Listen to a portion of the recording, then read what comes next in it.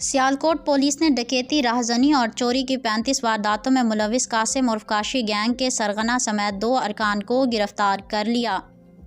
لاکھوں روپے مالیاتی مال مسروقہ، 5 موٹر سائیکلیں، رقم نقدی 2,70,000 روپے اور اسلحہ ناجائز برآمد۔ جویا نیوز پلس کے سیالکوٹ سے بیورو چیف شاہد محبوب کی رپورٹ کے مطابق ڈی پی او سیالکوٹ محمد حسن اقبال کی ہدایت پر سیالکوٹ پولیس نے جرائم پیشہ عناصر کے خلاف کریک ڈاؤن جاری کر رکھا ہے۔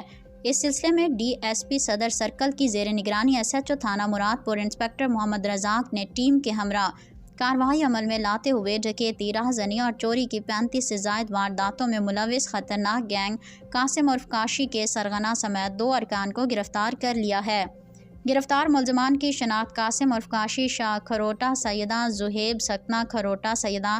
دوران تفتیش ملزمان کے قبضے سے لاکھوں روپے مالیت مال مسروقہ، 5 عدد موٹر سائیکلیں، نقدی 2,70,000 روپے اور وارداتوں میں استعمال ہونے والا اسلحہ 2 عدد پسٹلز، 30 بور متعدد گولیاں برآمد ہوئی ہیں۔